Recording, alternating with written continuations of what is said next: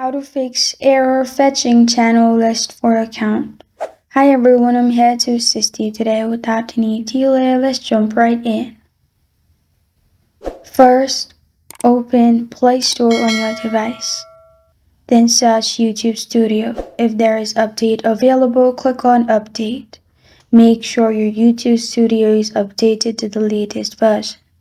After you've updated YouTube Studio, click on the search button and search YouTube.